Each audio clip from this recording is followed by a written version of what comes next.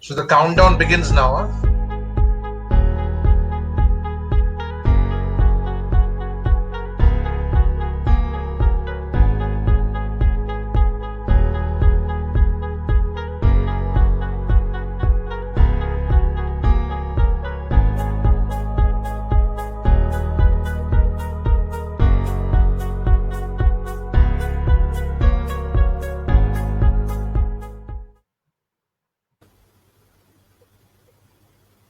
We're live.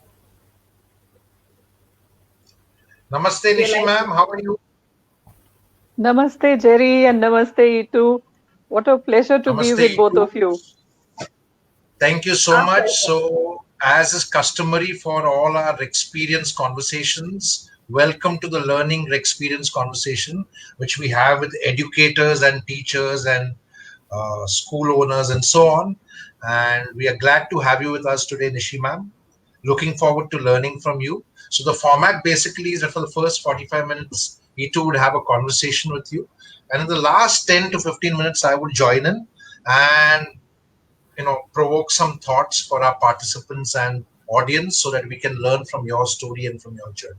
So thank you. Over to Eitu ma'am. Thank you so much. See you later. Thank you, Jerry. Namaste once again, Nishiji, Namaskar, Eitu. and welcome. And we're so honored to have you with us. And I'm going My pleasure to, entirely. without any further ado, I'm going to start the conversation and know more about you and learn with you a lot today. I'm really excited to ask you and hear a lot of stories from you because your learning experience or your education experience spans 3 decades, almost 28 years. But I'm going to start from when did it begin, and did you always know that you want to be a teacher and you want to take up education as a passion and a profession? What was it like? And take us through that story. Well, Eitu, it's been a really fascinating story. And when I look back, I'm always filled with wonder at how I ended up being in this profession and, or let's say, a vocation. And Yes. I find one thing common between how my journey has been and how the journeys of others like me have been. I don't think 95% of us really started out feeling that this is where we want to be. Most of us felt that, this is a good option at that moment. I started out after I had had both my children. And I felt that this was a good way of keeping myself occupied. I would go with my students, with my children to school. I would come back with them. I would have holidays together with them. Nothing suited me better. So that was the very limited and almost pathetic vision with which I started. But like everyone else that I know, Hmm. once you're hooked, you're hooked. And Yes. let me also tell you that there was no vision with which I had started. Absolutely none. It was just that it was something to do. It was just something that I could spend my time fruitfully without Hmm. compromising what I thought was the more important thing, that is running a household. But Hmm. once I got in, every day went into building a vision which has culminated in what I now have to Hmm. influence the lives of so many people around me, whether it is Hmm. students, whether it is teachers, whether it is parents. It is only now that I'm mindful of how each day contributed to that. That's so beautiful. As we say at Rex Karamveer, that teachers are awakeners, transformers, and enlighteners. Teachers have the power to touch and change the lives of so many, many, not just children, but as you said, we call it a holy trinity: parents, teachers, and children. Together they bring about such a lot of beautiful change in the world. And I echo your story is so beautiful because a lot of people say that, I'm an accidental teacher. But I would go back into my story that I knew from a very young age that I want to be a teacher. Taught for 16 years, went around looking for something else, but teaching always remained part of my learning or wherever vocation I took up. And I think, as you said, once a teacher is always hooked to be a teacher. You cannot take a teacher out of you then. You Absolutely. have taught in some of the most beautiful and some of very well known boarding schools in the country. One of the schools is common between you and me. And I also began my teaching experience in a boarding school. And I know that, there are two sets of thinking people have, boarding school and day schools. So, what is that one component that you would say is very important that, let the parents come back to, sending their students to a boarding school? And what is the beauty about this home away from home and home that is school also? I'd like to hear from you because you've taught in a lot of boarding schools, and let's hear that. So yes, you're absolutely right, Itu, that I am uh, born and bred boarding school. But Yeah. I also, I mean, I run a boarding school. That's all I've ever done in my life, and I believe in it 100%. But having said that, I Hmm. still say that Hmm. if parents can keep children with them, they should. Hmm. God gives us Okay. children to bring up in our own uh, spheres of influence. But Hmm. God also created boarding schools. So, what is it that is the one thing that Hmm. makes boarding schools the choice for so many parents? And that Hmm. is that when you set out to make this huge sacrifice of Hmm. keeping your child away from you, of the child staying away from the parents, then Hmm. it better have a good outcome. And Hmm. there are several outcomes, starting Right. from being able to be independent, being able Hmm. to take decisions on your own, being able Hmm. to resolve conflicts on your own, being able to just go up to somebody who is an authority and say that I need a pencil or I need an eraser. For an 8-year-old child, that is a huge deal. And once Yeah. that ice is broken, imagine the Hmm. amount of confidence that there is in a child. For a child to True. be able to make friends for life, the True. camaraderie, the teamwork that a boarding Yeah. school engenders is unmatched. There is nothing that comes even close. And as far as Yeah. my own experience in as a student in a boarding school, I Hmm. remember the vision that, my own vision has been colored so much by the vision of the great schools that I have been part of. I still Hmm. remember my principal at St. Mary's, Nainital, Sister Hmm. Hermine, a Hmm. German nun who would always drill down into us, stand up Hmm. for the courage of conviction. As Hmm. a teenager, it didn't make sense, but Right. that became the voice in my head. And Hmm. it helped me resolve so many challenges in my life that Right. I think that is what has made me where I am. Or Hmm. as the headmistress at Sherwood College, the Hmm. legendary Mr. Mountford would say, Hmm. work towards something larger than yourself. And Right. what a wonderful thing to say. I mean, that has stuck to me Yeah. in everything that I do. Today, when Right. I tell my students that I want to give you the world before I give you to the world, all of How it beautiful. resonates with everything that I have ever learned at the Yeah. knees of my teachers. Yeah. So, there are two things that you say. The two learnings that I learned from what you just said is that, teachers and principals and the school, the boarding school, is home away from home, and teachers and principal take the role of a mother, of a parent, of parenting, a bigger role there also while the students are there. And the second thing that I feel is that um, you make leaders a little earlier than the day schools make it. And I'm saying that because I've taught in boarding school. My daughter's been to a boarding school, and I absolutely agree with you all those points that you took out.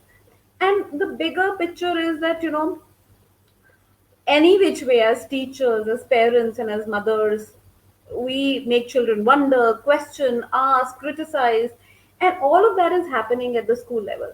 So, do you agree with me when I say that children become leaders a little earlier in a boarding school? I would be inclined to agree with you, Itu. Yeah, The 24 by 7 learning that happens in a boarding school, because the yeah, child is not going anywhere, the child is right, with you, and yeah, your own, when you as a teacher or a head of school, you mm, model life for that child. So it mm, is the role modeling that you do, which the child picks up in so many different ways. And mm, you see your own influence in the child's behavior almost on a daily basis, and true, you are able uh, to exert that influence, because after all, what is leadership? It is nothing more and nothing less than influencing somebody. And yeah, so when that child takes on leadership roles, and a mm, leader is not somebody who's brandishing a sword and riding a white steed. A leader true, is true, just somebody who says that, okay, I am willing to do something differently, and maybe others might follow. yeah, There can be a leader who leads from the middle, a leader who brings up the rear. So yeah, you see all that happening before your eyes on a day to day basis. And yeah, it's not just about leadership, it is about making relationships. You make true, relationships with the entire family. I know of families that will not have any auspicious occasion complete in their family without first inviting the house mother of the child. The yes, child, of course, now a grown up. So yes. that is the kind of relationships that happen, because that is the kind of influencing that has happened. Yeah. I think any which way the relationship between a child and a teacher is so beautiful and so it's a beautiful bonding. And I think in a boarding school it is the bonding is a little more deeper uh, because you're staying 24/7 as you said. Um, I'd like to go back to our Rex Karamveer Education Change Champion Awards and Fellowship, where your school concept, you as a school leader, the story of the work that you do, all of that was there. And we spoke about the school program that we're talking, that leaders make more leaders, and leaders show vulnerability as well. When you are in a place where you feel that vulnerability then can become a power, because you showcasing that I can be also vulnerable as a leader, and then that is the quality that others imbue from you, and there's so much learning going on. I'd like to say that what is that one thing that you love as being a leader, and what is that one learning that you would like to share with us as a leader of an educational institute like yours, like Vidyalaya, Scindia Kanya Vidyalaya, and also what is that one thing that you love about being a leader, and it's kind of shaped you, and of course shaped a lot of children. So share some insights on that. It's very interesting, Itu, that you mentioned vulnerability. I think if a leader is not willing to show her own vulnerability, she is Right. not going to get the kind of response that she wants to have. A leader has to be human. A leader has to show herself as being as uh, uh, as much a learner as the next person. And therefore, True. and that is basically what democracy is all about, that you ask everybody what their inputs are, and many heads are always better than one. It's not a single vision, because there is no such thing as a single person's vision. There is always a shared vision. Unless Hmm. that vision percolates down to the last person in your team, your vision Hmm. will never have any chance of success. And so, yes, you do start out with a big picture, but Hmm. you have to get everybody else on board. And to do that, you have to create an environment around the vision that you want to get everybody to be on board with, get everyone to talk about the pros and cons of doing certain things, and everybody begins to then tell you that, okay, if we don't do this, we are doomed. And therefore, we must do this. And that is where you wanted everybody to be in the first place. It's very similar to making a lesson plan for a class. You know that you, at the end of the lesson, you want a certain outcome, but you don't start out telling everybody that, okay, this is the outcome I want. You lead the class to that outcome. That's how a shared vision also develops. The way the teachers or the staff members in a community would be motivated to come to that particular conclusion which you want them to come to takes a lot of work. And that is where the principal's leadership actually comes into play. How you get everybody on board. And True. then you encapsulate it into a small little slogan, that how will we know that we have reached there? And I Right. don't mind sharing with you that there was one particular school which I was heading at a point in that school's history where things were not going too well. And Hmm. so much so that even admissions had suffered. Hmm. And when I conducted my uh, shared vision exercise, the vision building exercise, Right. everybody got on board at by the end of it. And the little capsule that we made for ourselves was that we will know that we have arrived when Hmm. there is a board outside the school saying admissions closed. So Right. that became the way in which we would know. And believe me, in Hmm. 2 years, we were able Hmm. to achieve that. Hmm. You so beautifully talked about shared vision, and we at Rex talk about same thing, that each one of us has to feel that hunger, that devotion, that love, that passion. Not the passion that we talk, the other passion we talk about at Rex, we call it passio, which means suffering. You have to feel it that way to be able to reach your mission, that is wherever it is. And if it is a shared vision, then that's great leadership, and then the leader is making great leaders. Thank you so much for that. That was beautiful. And another thing that I liked from your last answer was that I will give you the world before you go out in the world. Was it that? I would like to give the world to my students before I give my students to the world. Yeah, that's beautiful. What's behind this? I want you to kind of elaborate on that as well. You know, every school teaches, every school targets good grades, every school wants sports and co curriculars. But Hmm. what is different about my school? Hmm. I got asked this question once and I had no answer. And All it got right. me thinking. And I said, Hmm. I will never ever again find myself in this kind of a position. And so I Okay. began to look at what makes my school different. And Right. the answer I got was organically growing from the leadership that I had to provide to the school, where Hmm. my school is a school which was started with a lot of emphasis on heritage. So Hmm. I took that forward. Today, Hmm. we celebrate a festival known as Dharohar, where we Hmm. pick up a theme from Indian history or a state of the Indian Union, and we Hmm. try and revive dying arts of that particular time or space. And we have been doing this for several years. We have had a Dharohar for Kashmir, and we Hmm. researched on a tradition of theatre in Kashmir known as the Banquathar, which nobody Hmm. had heard of. We got Hmm. people to come and train our students, and we also invite other students of other schools. We got them to research. We include one event with regard to cuisine of that state. We include a dance tradition. In Kashmir, there is something called Rauf. There are mm, music traditions. We did the mm, Marathas at one stage, and there is the Hari Katha, which we did.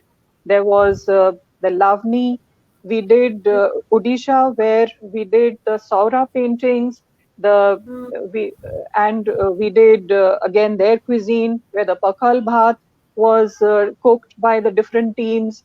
We've done the Mughals, where a tradition of storytelling was revived. Now, of course, a lot of people know about the tradition of, uh, I forget the word, but it's Dastan Goi. That yeah, that, tradition was revived among the students.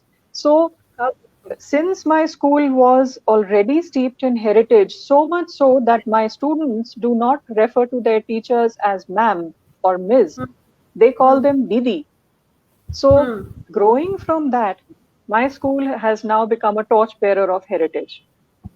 I Wonderful. also felt that my school should be known for the one thing that our founder, late Rajmata Vijayaraje Scindia, founded it for, and that was an element of service. And that Right. gave rise to, you know very well, my Sankalp project, service to Yeah, yeah. women who are underprivileged, and we manufacture sanitary napkins for them. We've also, Come on, that and then that's there was, yes, so, yeah. and that gave rise to another vertical, and that is enterprise. So, today, when I'm asked what makes your school different, I have three pillars which I can talk about very proudly, and that is service, heritage, and enterprise. How wonderful. And we in our school program that we had soft launched at Rex Karamveer Education Fellowship, and you and I have been talking about that offline as well, is that teaching or studying in the school, it's not just about studying and learning and degrees. It's about competence. It's not about competence, it's about character. It's not about the degrees and the marks that you get. It's about learning the lessons of life, learning to live life, skills that we need in life, because today something is there and tomorrow it may not be there. Things may turn out as it has turned out in the COVID-19 times. So if the school is equipping the children with so many other beautiful ways of knowing creativity and so many other things, enterprise, as you said, um, then the role of the school is what it should be. I am going to come back to the Sankalp thing after this question, because you're also the chairperson of IPSC, SC.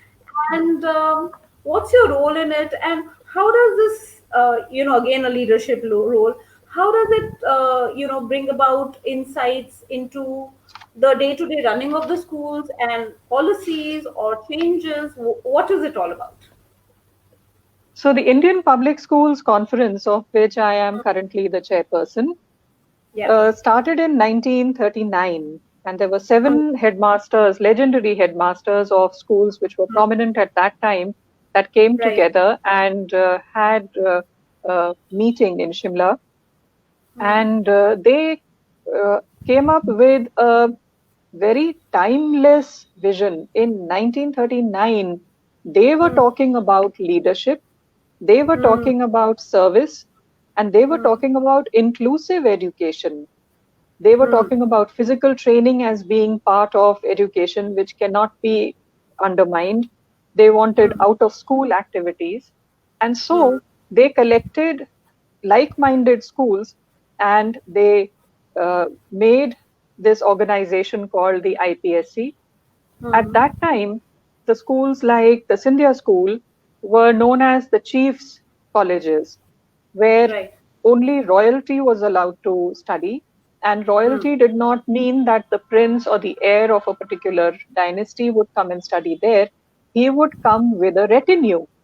So there mm, would be a full house for him, his staff, his mm, elephants, his horses. All of those would be housed in that one particular school. So there mm, were legendary headmasters like in the Scindia School, Mr. F.G. Pierce, who prevailed upon their managements to stop mm. this and to throw Right. their doors open to everyone in the country. and to provide leadership which a free India would require. And that Right. is the genesis of the IPSC. So, Right. in my role as the chairperson of IPSC, I still try and carry that torch which was lit all those years ago by those legendary visionaries, and to Mm, try and inculcate in our own schools even today the mm. same ethos that they had started out with. That's wonderful. I'm coming to the most, the one thing that your school does and that you do is closest to my heart. Also, was the reason for us to kind of showcase your case study, I would call it, to the world, and to say that in a school, with the school children, you can make a lot of difference to the society around, to the underprivileged around, through volunteering, because volunteering is the basis of everything that we talk about in our school program. And you, in your SKV Sankalp program, have done so much more in that. There is skill development, there is self help group creation, there is business plan, there is low cost sanitary napkins being done. Um, there's so much more in this, and there's so much learning, like the true learning for children to create. Tell me, how did it begin, and tell me about it. So, this is a project that is really close to my heart. Yes. And SKV Sankalp started, Mm, like most things, with very small beginnings. And mm. I'm actually wondering if you would be able to show that little film that I had sent a link Yes, to you yes, with. So yes, if we yes. could We start with that and then I could build on that, do you think that could be done? right. So Nishant is going to help us play on his screen.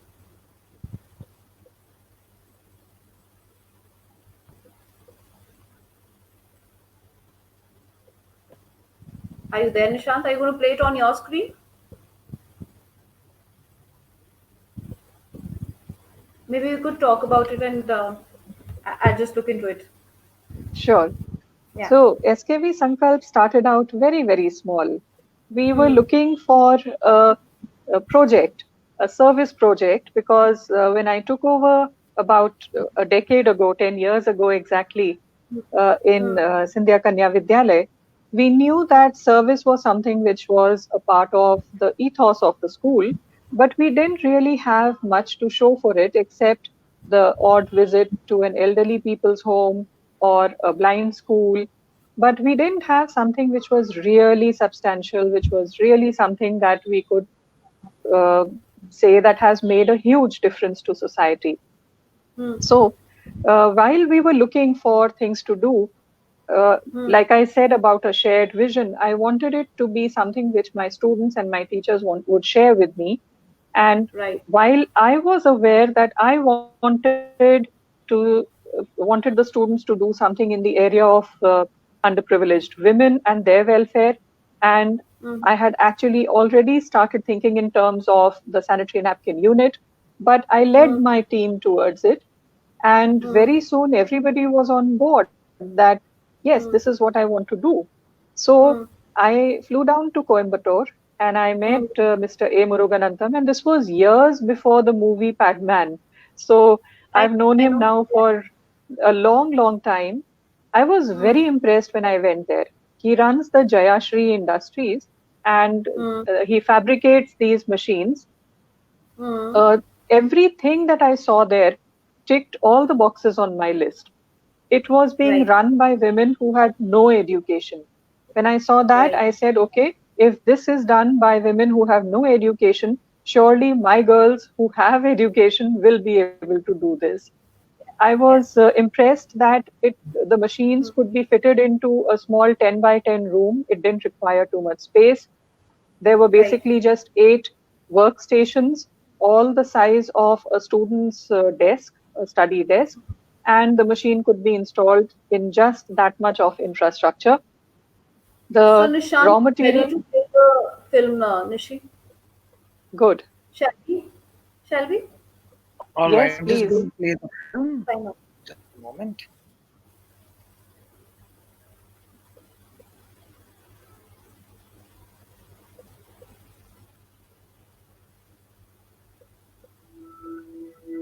then I was quite shy to share it with, my even my mom at times. I would just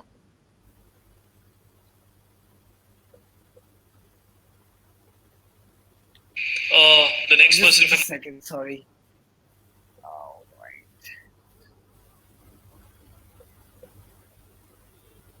Just give me a moment. I'm just setting it up. It's kind of loading.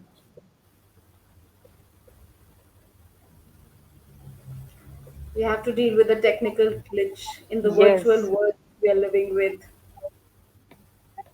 I always feel so happy when these kind of things happen because you still want human beings around. Technology is not enough.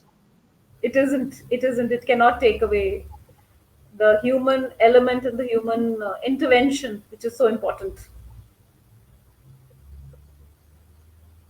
quite shy to share it with, my even my mom at times. I would just go whisper it in her ear that yeah, I'm on my periods now. But now the state is I just scream it out because it is something very natural.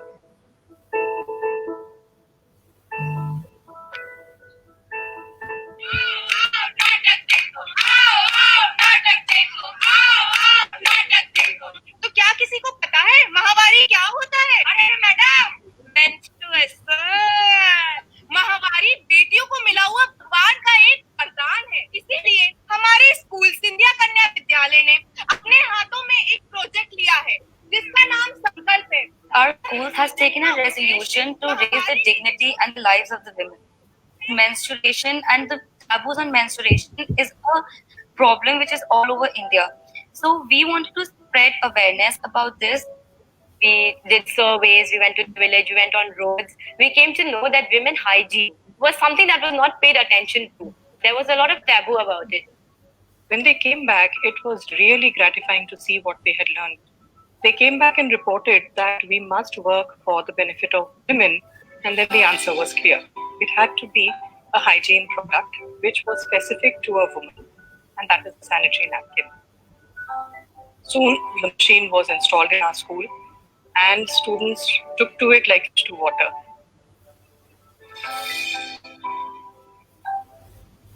In Sankalp, we manufacture low-cost sanitary napkins, and we basically provide them to the women of the rural areas who prefer using cloth or who had no option except of using cloth.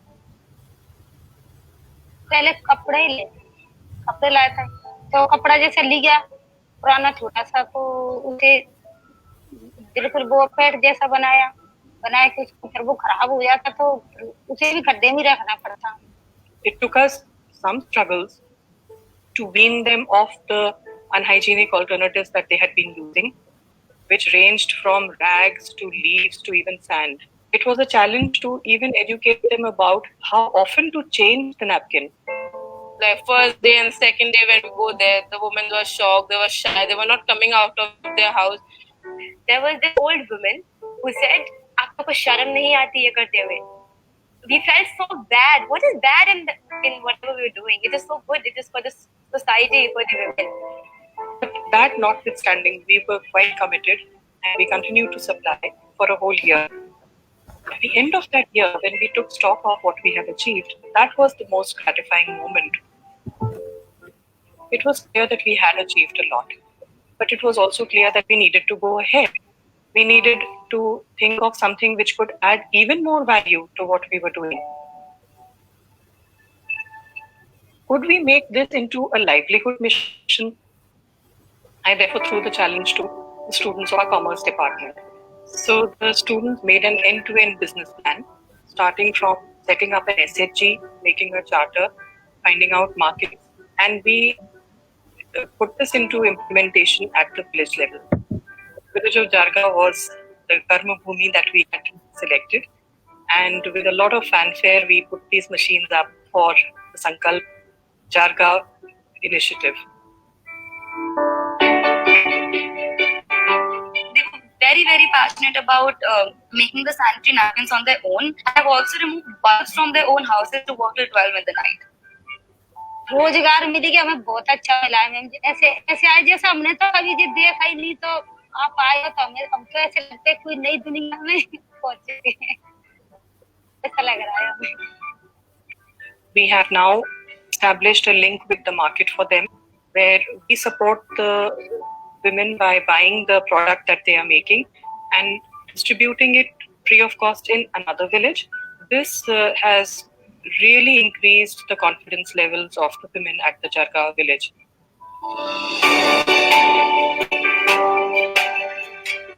जब चलने के लिए खड़े हुए चलेंगे आएंगे रुकेंगे नहीं हम चाहे किसी तरीके से बेचेंगे लौटेंगे नहीं वापस करना ही है ये तो हमें मन में ठाना है तो करना ही है. The impressive growth in their confidence, in their lifestyles, in their aspirations is really gratifying. If a mindset can be changed, I think that's half the battle won.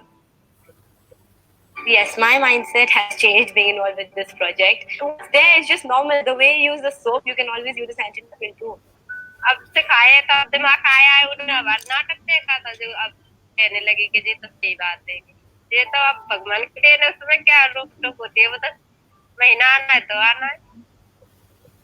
Sankalp or the resolution that the students have made to reach out to women who really need their help has become so meaningful an activity in the school and therefore impacted generations to come.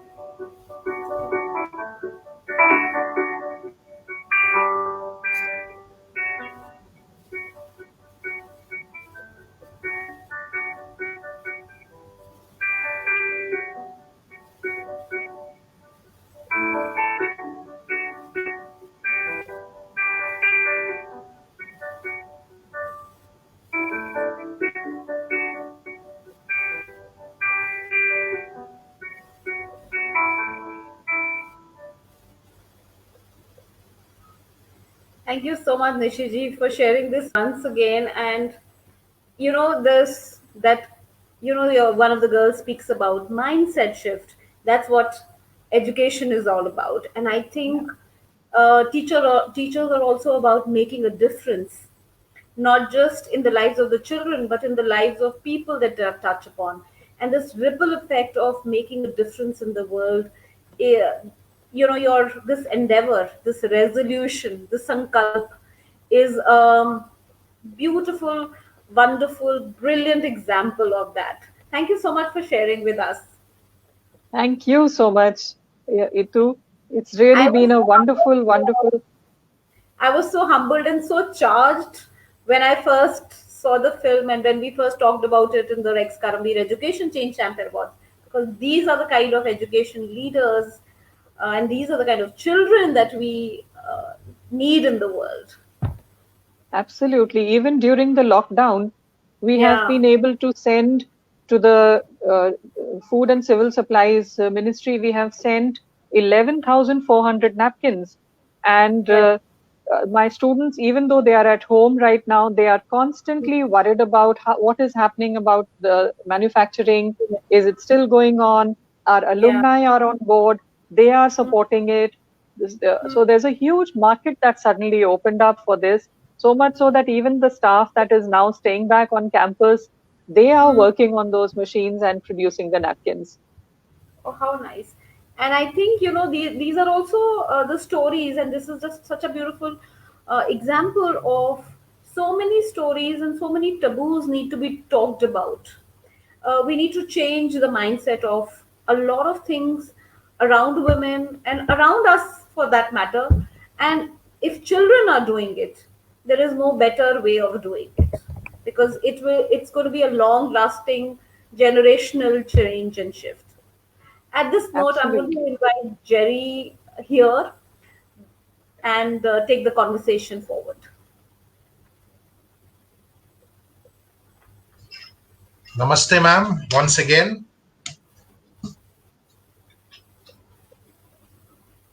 Am I audible? Yeah, you're audible, Jerry. Okay. So, namaste, Nishi, ma'am. How are you? Very well, Jerry. Thank you. Good. Always good to be around you, because I was saying that there is always so much to learn when you're around Jerry. Thank you so much, ma'am. Thank you. Yeah, my basic job is Eitu is the good cop. I'm the bad cop. Right? You've seen enough movies with good cop, bad cop, like Lethal Weapon with Mel Gibson and Danny Glover. Right? And my job as the bad cop is to provoke insights which are difficult to digest and yet the truth of the world today. And so it becomes a little difficult even for the participants to digest it, and even maybe sometimes for the guests to digest it. But so be it. There's this meme going around of it's like it's on WhatsApp and Facebook. There is a huge queue of people waiting in line for lies being peddled around the world, right? So there's a counter for lies, and everybody is standing in line over there because they want those lies. And then there's a counter for truth, and nobody's there, right? That has become, unfortunately, the way of the world today. So my first insight is that we started speaking about leadership and so on, and I wanted to clarify about how the concept of leadership over the years has got very vulgar in our world. That is one. Secondly, I want to tell you that Arunachalam Murugananthan is also a Karmavir Award recipient. He's a Karmavir Puraskar Award recipient, and happy to inform you that we were the first to award him on a national level and an international level. And of course, now they made a movie on him called Padman, and with none other than Akshay Kumar, who also is busy interviewing PM Narendra Modi and figuring out what kind of mangoes he eats and how he eats them. So, so I don't know, but they should have got a better actor than Akshay Kumar to act as Arunachalam Murugananthan. I think he deserves better than that. But I'm very happy that he's inspired your entire school and several other initiatives to create awareness about sanitary hygiene and health for women. So leadership, ma'am, over the years, has got this entire notion of about how leaders have fancy positions or fancy titles and are people who can influence people, while that exactly is not the concept of leadership. Or that leaders have followers, or that they are born leaders because they were born in some political family or business family, like the Gandhis, the Deoras, and of course the Scindias also. But that is not the concept of leadership, because leadership is not a proprietary organization. The concept of leadership is based on merit. And leaders don't need followers. Leaders create more leaders. If you require a follower, you're far away from being a leader, right? And leaders are not born. There is no such concept as born leader. Leadership, like every other skill, is a skill which is learnable and has to be learned. But unfortunately, people who are entitled and born in this kind of families, they are far away from learning leadership skills. And that is the sad part of it. I remember I was in an education forum a few years ago, and there were boys from Doon and all these places who were speaking in the forum. And I was telling them about how education today is a big trap, and how education also leads, especially elitist education, leads to another big trap, which is the biggest trap of entitlement. And I was very surprised when a Doon boys' school, who was also a politician, got up and said, that's exactly what we learn in school, that we are entitled and that the world belongs to us. And he made a very strong statement. He said, I'm a Doscoite, but I'll put it on record today that schools like Doon teach us to become crooks and rogues, because you're part of that elite coterie of people who are always there for each other, working with this very, very abused word nowadays called nepotism and old boys network. And, we have this entire concept of how the world is corrupt because we take bribes or you do some bribery. But again, that corruption is of different types. Even nepotism is a form of corruption. And when you're currying favors from, old boys and trying to get favors from them for business, or using political cronyism to get favors, that is also a big form of corruption. So those are some insights which I want to share with you. I don't know whether you would agree or disagree with them, and I'm open to disagreement. But there is something which I want to share with you. There was this principal who had come into Doon School, and since I was talking of Doon School, and he didn't last for too long over there, he had written a book. His name is Matthew Raggett. Have you heard of him, ma'am? Matthew I Raggett. have. He, yeah, he wrote a book, and the book is on parenting. And in the book, he writes about how parents should not indulge their children in school too much by sending them expensive gifts or expensive things because it spoils them. And again, he talks about entitlement in the book. And I think because he was giving messaging which was very righteous and truthful, he didn't last long. Not a very favorable exit which he had, which I got to know earlier this year when just a little before the lockdown, I was invited to do a talk at the Vellum School. And my message to the Vellumites was, hey, you had great parents who can afford to send you to a institution like Vellum. But do remember that just because you have great parents who could pay for an expensive education does not mean that you're entitled to big position or any other title or position under the sun. You have to earn your place in the sun because there are many more talented boys and girls like you and maybe even more talented than you. But unfortunately, their parents don't have that capacity to send them to expensive schools or even better schools than the ones that they're going to right now, which are government schools. And that said, sometimes we always think expensive schools only give you good education. But I'm very happy that the Delhi government has proven that even government schools can give you excellent education. I'm not a very big fan of any party, including the Aam Aadmi Party or Congress or BJP. I'm non-partisan that way. But you must give the devil his due. And I think the Aam Aadmi Party has proven that you can actually create good education even in government schools. So with those few insights, my simple request to you is, what are your thoughts on entitlement and expensive education that I just shared with you?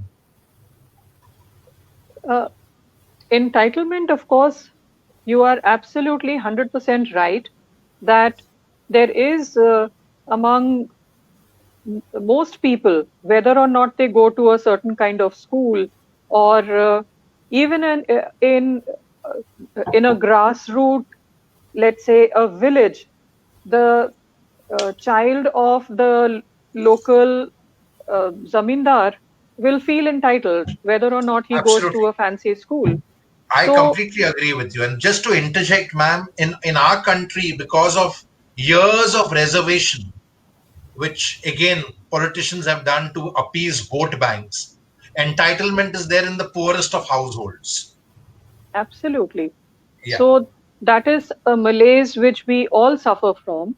And each time we want to skip a queue because we know somebody at the end of that queue, we are displaying the evil of entitlement.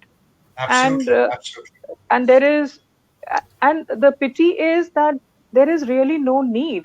If only the queue would be allowed to move the way it is moving, your turn would come faster than perhaps you're having jumped the queue, and you would Right. have been a good citizen and done Very things true. the way they ought to have been done.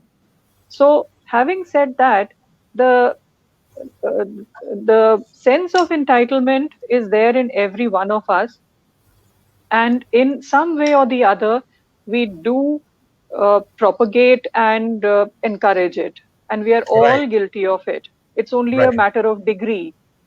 right, With regard to expensive schooling, that again is, it's like you can buy a shirt off the big bazaar, or you can go uh, to a label that can give you the same shirt.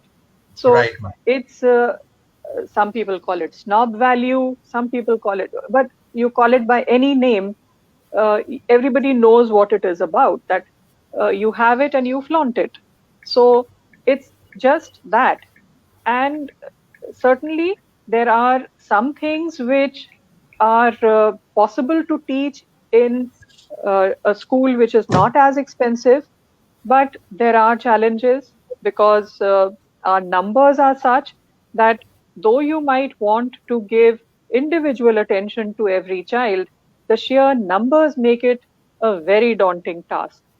Very In true. an elitist school, you might have smaller numbers, and it is possible Right. to reach out to numbers that small.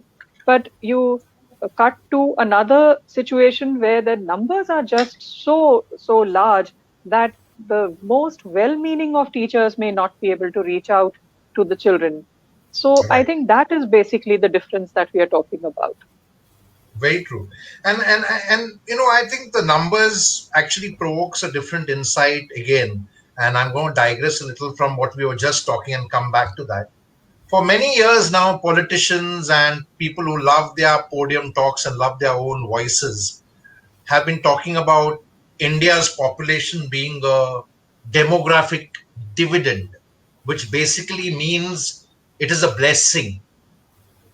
While the fact of the matter is, they've been speaking about this for almost 2 decades now, right?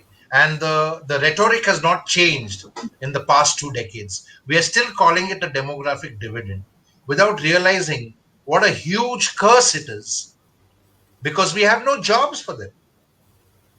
We have no livelihood for them. We have no opportunities for them. And there is a huge social science implication of this because when when young, energetic minds, which should have been channeled towards creating something constructive, are not engaged, then they will become destructive. And there's going to be huge crime, there's going to be huge anarchy. And I think we are sitting on a time bomb. And I thought that, this time bomb would burst maybe 10 years later. And, everybody talks about this in hushed whispers about civil war happening in India. But I think the time bomb is going to happen sooner now after the corona lockdown because we're not just in an economic slowdown anymore. We are in an economic breakdown thanks to the foolish politicians who have completely not only underperformed but not performed at all. Just do, radio and television talks and and give us false promises, and there is no performance, there is no jobs, there is no semblance of an economy anywhere, and yet you're calling this young energy as demographic dividend. Forget kids coming from public schools and government schools. Kids coming from expensive schools will find it difficult to find jobs in the next 5 years, right? Any insights on that, ma'am? are you You are, know, are you fearful of this? absolutely. And I have been for the longest time because it all boils down. I'll try and see if I can trace it down to what I'm trying to say.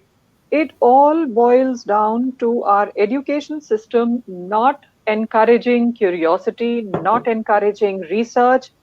Today, we are looking for a vaccine, but as always, we are looking for it outside our country.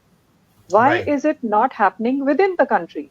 Why Right. is it that our spending on research is so pathetically low compared to the others? Look at the Right. number of patents that China is recording, and look at the numbers that we have. There's a Right. huge difference, and Right. because that is where the whole problem lies, and it is compounded by our population, we have very little hope. And so we will probably, like you said, go headlong into a civil war. And again, there will be nothing except, I mean, I hate to sound cynical, but we will probably come to a knot even after that. There will Right. again be vote bank politics. There will again be the same poverty and the same cycle that we are in. And there is a way out. And I Right. have to say this, that the new education policy does have its heart in the right place. It Right. is putting money where the mouth is. So Right. I think we can do well if only we have the political will, because even to put the new education policy into implementation is going to be a colossal task. And unless Right. we all put our shoulder to the grindstone and we start working towards it in right earnest, we still will not have moved any further than where we are. Right. So you're hopeful about the new education policy? I am, yes.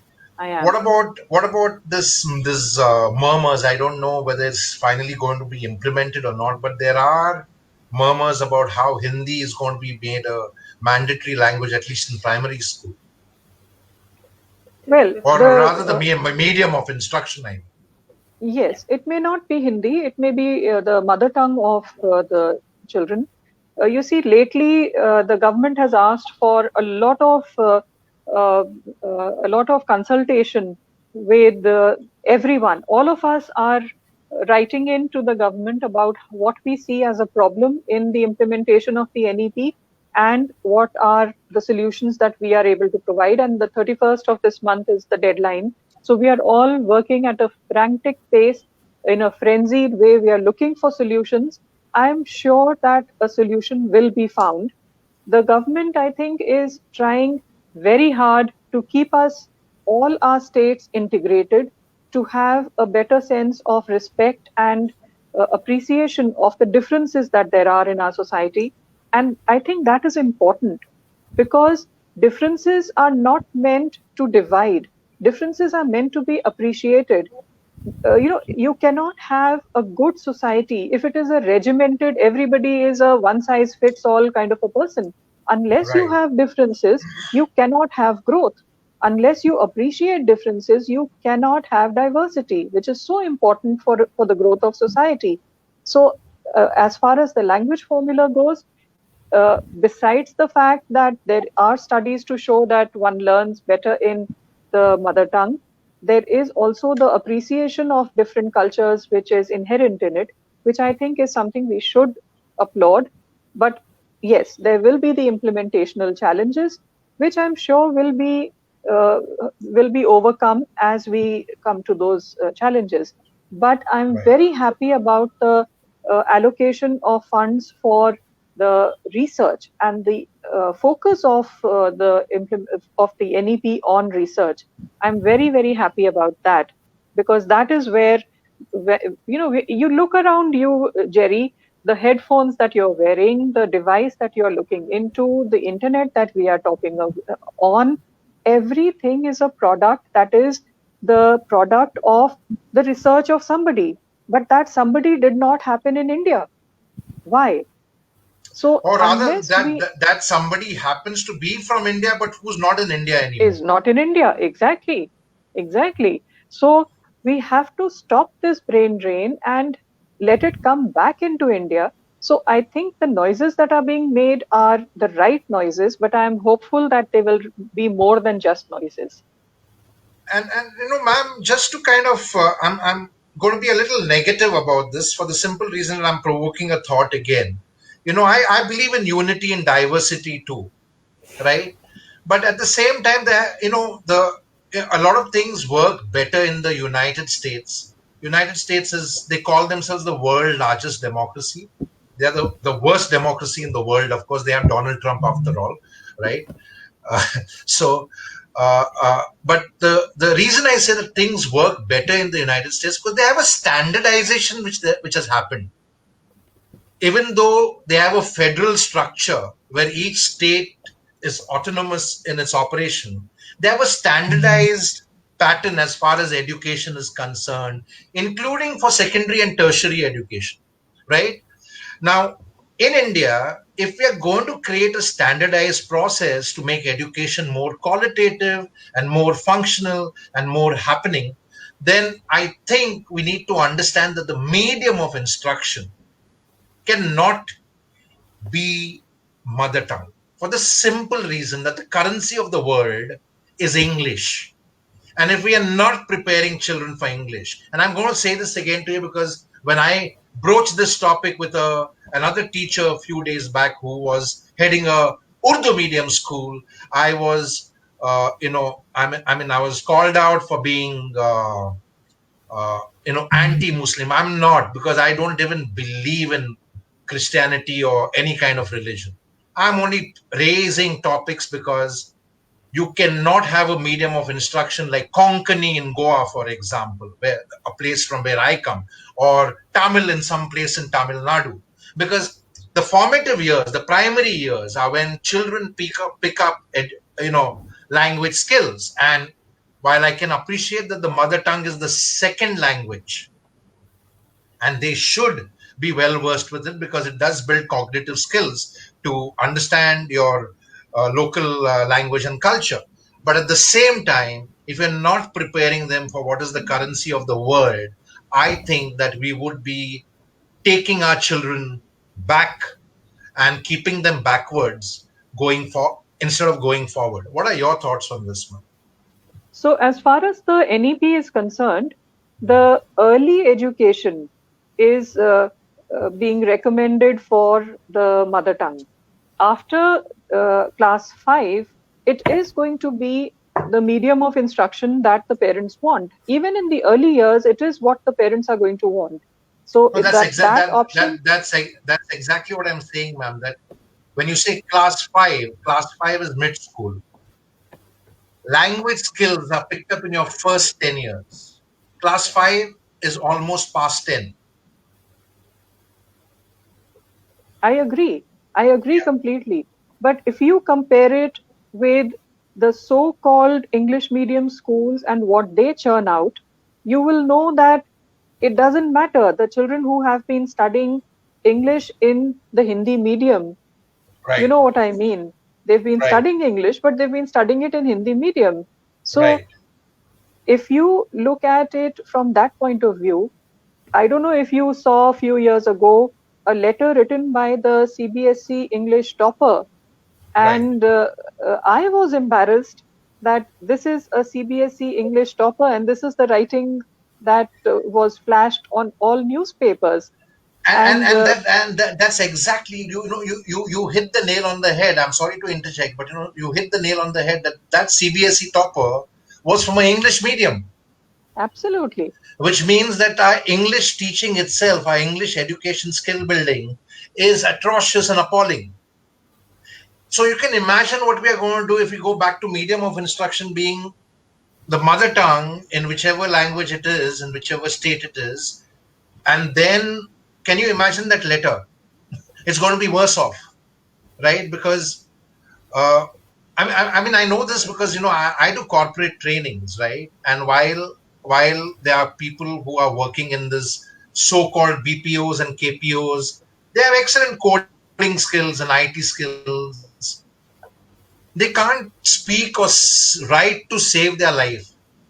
Like if I put a gun to their head and say, I'm going to shoot you, give me one sentence of English properly, they can't do it. Right? And then I see these kids and the youngsters struggling because there's no advancement happening. I see people who have done their PhD in Tamil or Telugu or Punjabi or Urdu, who've done their PhD. I've not even done my PhD. And they're working there as temps, housekeeping staff or janitorial staff for 15,000 rupees. It hurts you. Then what is the use of all that PhD and education when this poor person has not been given that opportunity and advancement? Because the advancement is happening with the boys and girls from the elitist schools who don't stand in queue because they are used to muscling their way around and survival of the fittest. But I see that as a very disparate society. There is no equity. We are not an egalitarian society. We are not an equitable society. We are not an equal society. And then on top of that, we have all our casteist problems and things like that. So how does this work, ma'am? See, you cannot wish away the differences that there are in our society, in our humanity. There are bound to be differences. And I mean, it's been the survival of the fittest from the time from the Darwinian theory time. So it's something that just cannot be wished away.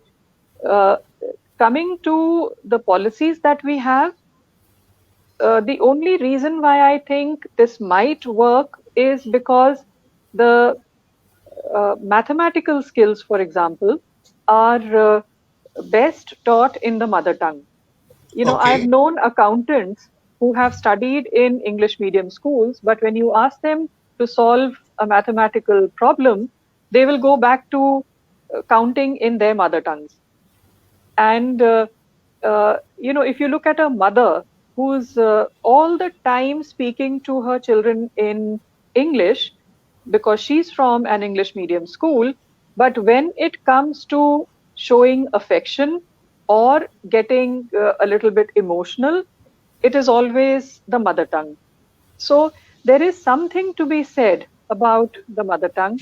I'm not sure if the NEP prescribing it as the early years language is the answer to it, but there is no denying that there is a role that the mother tongue plays. I've known, Absolutely, and I said that earlier that the mother tongue has a huge role in developing cognitive skills and other skills. So there is no denial on that. There is no nothing to kind of challenge on that. But what I'm saying is that there has to be some balance because English, like I said, is the currency of the world today. Except in a few countries in Europe, even in Africa, you should see China. They have done rapid learning courses on English. China, Vietnam, Cambodia, right? And that's the reason most of your BPO jobs have gone away from India and gone to all these countries. And then, while these countries, which are not English speaking countries, are rapidly teaching their population English, we seem to be taking a step backward. That is my concern. you might have a point there, but I think it's a question of waiting and watching. It is an experiment being done, and we'll just have to wait it out and see how where Yeah. it leads us. Absolutely. And the only thing I'm saying is that, I love my mother tongue. My mother tongue is Konkani, right? And I can speak Konkani fluently, but I cannot think in Konkani. We unfortunately the entire concept of mother tongue again has got very vulgarized over the years. That mother tongue is your language, which is your native language. In the true sense, mother tongue is the language that you think in, that you dream in, Absolutely. right? You I know, dream in English. I don't dream in Konkani, right? So yeah. So there is, you're right, that there is a very jingoistic element attached to this whole thing of mother tongue. Maybe uh, to have a greater sense of these are my roots, or this is more patriotic than speaking English. But uh, you cannot discount the fact that without English, there is very little chance of anybody making any progress, considering the number of MNCs that you've invited into the country to give jobs, considering the number of people going abroad to take jobs. So, and especially with technology, unless there is a common minimum language, you cannot really learn the technology. I mean, can you absolutely, imagine studying for engineering in Konkani? Yeah. absolutely, Yeah. and you said it. It's very jingoistic because there's a political agenda behind it. For years now, self-serving interests and punks. I'm going to use the word straight and call them punks, like a Bal Thackeray, Raj Thackeray, Yogi, Modi. They've been talking about this Hindi, Marathi, our people, Hindutva. Good, right? But you send your kids to missionary schools. So why are you depriving the others of their English and their education? Raj Thakkre's kids went to Bombay Scottish School, which is a missionary school, but over there he'll talk about Marathi and Marathi Manus, right? So you're misleading the public while you're sending your children to good schools. Why are you sending them to Harvard? Why are all the politicians' kids in Harvard? Send them to the municipal schools, no? What I'm trying to say is there is duplicity over here. So I think we need to be careful about that also. And just to conclude, ma'am, because I can go on, but just to conclude, there was something which you were said very nicely, which is about how we don't even stand in a queue. And I use that example often. And I always say this in my leadership talks that great parents make great leaders.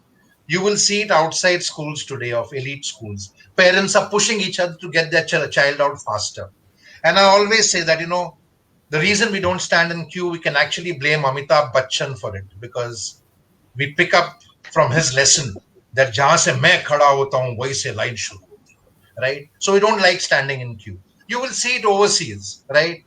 Indians are the entitled lot, and then they are always wondering why is a person from a different country picking on them. They are picking on you because you don't know how to respect people and you don't know how to not behave in an entitled way and stand in a line properly. So I think it all comes from parenting finally. And the reason to say great parents make great leaders is because you cannot tell your children what to do. You have to be it, you have to act it, right? And if you're not standing in that queue, you cannot expect your children to stand in that queue. And like, Taggart said that, if you're not reading books, you cannot expect your children to read books, right? So it all boils down to what do you do? Because action speaks louder than words. And I think that is where teachers and parents have to really be those role models and walk their talk. Any closing insights from you on this? And then I shall hand over to Eitu to close. Absolutely. You couldn't have said it better, because uh, every teacher, every adult on a campus has to be aware that their every move is being watched and every move is going to be replicated. So we True. have to be extremely mindful of our own future, leave alone the future of our children. We have to be mindful of our future, that we are bringing up the people who are going to be in society when we are going to be the elderly. And then we Right. will look back and say that why has society changed? We will only have ourselves to blame. Right. And and yet you see many, many senior educators, directors of schools, colleges, principals, behaving in a very sycophantic way with the school owners, ministers. What do you think the children are taking from that? You're right. So, a school is just a mirror of society, and you can only hope to make that mirror a little bit more shiny by providing the idealism that only youth can imbibe. Because Very if true. we do not have idealism in youth, then when are we going to have the idealism? We become cynical as we grow older. We become, within quotes, wiser as we become older. But idealism is only for the youth. And the greater idealism that we can provide for them, the better it is. So, yes, you see sycophancy outside of school and you see it inside of school. Right. When parents come and tell me that my child has lost her compass box in your school, and so what is happening in your school? There are thieves in your school. And I look back at the parents and say that, thievery is not something which is only in my school. It is rampant in society, and my school lives in that society. Yes, somebody Absolutely. has taken it, but that is not a reflection on who I am or who your child is. We are all Absolutely. in it together. So Absolutely. a school only mirrors what the society is, but we Right. can only hope to give a shine on it and provide the idealism that the youth need. Absolutely. And that's exactly what I asked, I think, in a group yesterday, because suddenly you have kids who are taking credit for something they have not done. Like somebody says, I have made a drone, and then a German company calls him out that that drone is our product, is our IP. And I said, why is this happening so much right now? So somewhere you have a kid who's saying, I touched the summit at Everest and came back, and there's a newspaper report and an award announced for the kid, and then you realize that it was all a scam.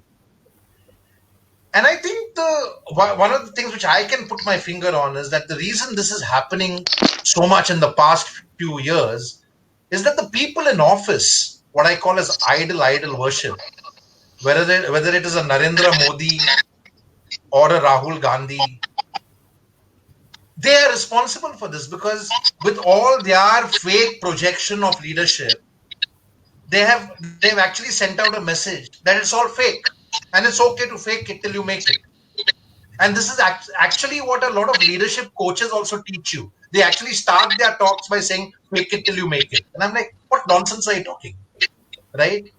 So I think there's a huge responsibility because the kids are watching, and we need to, live with dignity. And dignity is a very weak word. The Hindi word is even more powerful, Swabhiman. And I think teachers, especially teachers and parents, should have this poem by Rabindranath Tagore, framed and on their wall where they can see it every morning when they wake up. This small poem which goes where the mind is without fear and the head is held high, so that they don't behave in a sycophantic way with school owners or politicians. Why are you bowing down to a corrupt politician? Why? I mean, it's completely bizarre, and I think that only happens because you don't respect yourself enough. You don't have enough self-esteem. Otherwise, you wouldn't have ever done that. And let's not mistaken humility for sycophancy. It's like I used to cringe when I used to see Dr. Manmohan Singh bowing down to Rahul Gandhi. Why? You are my prime minister. Live with some dignity. You can't do that. What has Rahul Gandhi done to earn that bow from you? Let him earn it. He's not entitled just because he's Rajiv Gandhi's son and Indira Gandhi's grandson. What has he done? He's not entitled to be our PM or the president of the Congress party, and that's the reason everybody's left, right? And nothing is left anymore. So I think we have to understand this because we've treated the country like a proprietary organization, passed on from grandfather to from father to daughter, then from daughter to son, and so on. It's not a proprietary organization. It's a democracy, which means people power. It's neither a proprietary or a monarchy. So I think we need to teach kids that and live that. I conclude with that. Any closing thoughts, and then we shall close. I agree that we need to have a sense of good citizenship, where students need to feel that they have some responsibility and that they have a certain power. Your leaders are only as good as you are. So unless you use that power, you don't have much vote. It's not that you cast a vote and then believe that now the person who's going to get that vote has a magic wand and is going to take care of all your problems. This is something I read in my speech when we have the investiture ceremony for our captains, that you've voted for somebody. Now don't believe that this person has a magic wand and is going to take care of all the problems that you face in school. You have to strengthen the person's hands. You have to take things in your own hands, be responsible for what you have voted for, and participate. Very nice. It's not enough to just sit back and have an armchair discussion in your drawing rooms with a lot of noise and a lot of sound and fury, and then you go back home and sleep over it and you're back to whatever you were in the first place. So there is a need for participation. That is where we lack. So if Bihar had a Lalu Yadav, Bihar jolly well deserved it, because your leaders are a reflection on what you are. Absolutely true. Absolutely true. If I have Narendra Modi as my leader, then he reflects on what I am. And Absolutely. If I'm not happy with it, I better do something about it. It's not enough to just sit in my armchair in my drawing room and lament about it. True. Very true. I completely agree with you that whoever's in that position as the PM is a reflection of what we've become as a public. And unfortunately, that's what scares me even more. So thank you so much, ma'am, for all your candor and for all your insights. Pleasure speaking with you as always. And over to you, Eitu, for any closing remarks. And we shall call it a day. Thank you so much. Yeah. Have a good evening. Yeah. Thank you so much, Nishiji. And as we've been discussing in this 1 hour plus, that school is a microcosm of what's happening outside. And every act of creating is a power and is also an act of hope. So, with that hope that every school is creating something beautiful and creating idealistic students and creating hope for this country, and we have to keep doing that. We don't have to lose that hope. Thank you so much for sharing all the stories and all the beautiful lessons and learnings We are absolutely delighted to have you today, and thank you so much. Thank you both very much, and namaskar.